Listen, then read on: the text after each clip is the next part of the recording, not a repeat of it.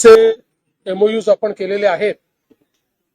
त्याच्यामध्ये युनिलिव्हरचा जो ग्रुप आहे, त्याचा जो आईस्क्रीम बिझनेस आहे मॅग्नम, त्याचं जगातलं त्यांचं सगळ्यात मोठं जे जीसीसी आहे ते पुण्याला लोकेट करण्याचा त्यांनी निर्णय घेतला. त्याबद्दल त्यांनी आपल्याशी करार केलेला आहे. त्यामुळे जीसीसी इकोसिस्टीम मध्ये पुण्याला एक महत्वाचं स्थान या एमओयू मुळे मिळणार आहे. यासोबत आपण MMRDAच्या माध्यमातून जे वेगवेगळे प्रोजेक्ट हातामध्ये घेतलेले आहेत त्याच्या फंडिंग टाईपचे आपण आज एमओयू केले. 4,07,000 कोटी रुपयाचं फंडिंग हे MMRDAच्या प्रोजेक्ट्स करता आज उपलब्ध झालेलं आहे. याच्यामुळे आपल्या सरकारने जे काही MMRDAच्या अंतर्गत मेजर सगळे प्रोजेक्ट घेतलेले आहेत याला आता कुठेही फंडिंगची कमतरता राहणार नाही. ते मेट्रोचे असो, प्राण्याचे असो, रस्त्यांचे असो, टनेल्सचे असो, या सगळ्या प्रोजेक्ट करता आता फंडिंग आपल्याला उपलब्ध झालेलं आहे. त्यामुळे हा जो काही मुंबई मेट्रोपॉलिटन रिजन आहे ज्याला आपण भविष्यामध्ये 1.5 ट्रिलियन इकॉनॉमी तयार करतो आहोत, त्याकरता खूप मोठा फायदा आजच्या या एमओयू मुळे या ठिकाणी होणार. A lot of Indian companies have showed their interest in MMRDA. What kind of projects are we looking at, and which companies are these, and what is the outcome there?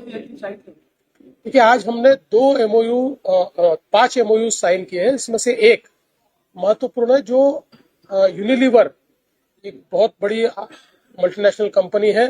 इनका जो ice cream business है उसका GCC, जो उनका दुनिया का उनके लिए सबसे बड़ा जीसीसी है, वो पूना में लोकेट करने का उन्होंने निर्णय किया हुआ है. और पूना में हमारे साथ उन्होंने इसका आज एमओयू भी किया. और इसके आने से जीसीसी की जो इकोसिस्टम है उसको एक बहुत बड़ा बूस्ट पूना के अंदर मिलने वाला है.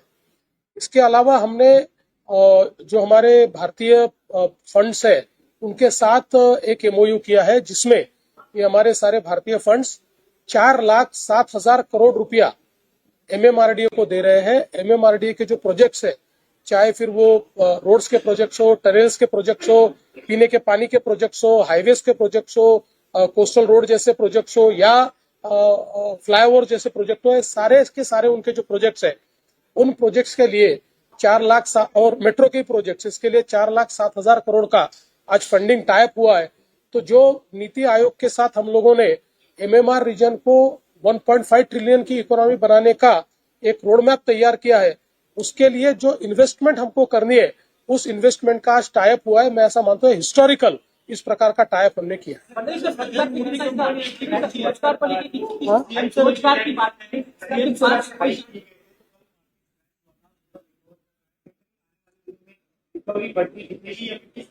मुझे ऐसा लगता है कि रिकवरी बढ़ती दिखेगी, क्योंकि अब हम लोग टैरिफ का जिस समय अवलोकन कर रहे हैं, महाराष्ट्र की दृष्टि से भी कर रहे हैं, तो कुछ क्षेत्रों में वो टैरिफ हमें हिट करेंगे, लेकिन ओवरऑल इन टैरिफ के कारण एक बिजनेस अपॉर्चुनिटी भी हमारे लिए तैयार हो रही है. और हम लोग प्रयास कर रहे हैं कि उस बिजनेस अपॉर्चुनिटी को हम लोग असेस करके उस दिशा में आगे बढ़े. और मुझे लगता है कि ओवरऑल अगर हम इसका इफेक्ट देखें तो मॉडरेट इफेक्ट होगा, ऐसा इनिशियली तो हमको लग रहा है. इसीलिए मार्केट धीरे धीरे सुधर रहे हैं.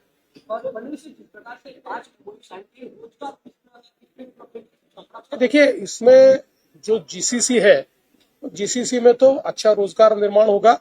और बाकी जो 4 एमओयू है ये इंफ्रास्ट्रक्चर के फंडिंग के एमओयू. तो इंफ्रास्ट्रक्चर में जब पैसा लगता है तो उससे सबसे ज्यादा रोजगार तैयार होता है, तो बड़े पैमाने पर रोजगार का निर्माण होता है.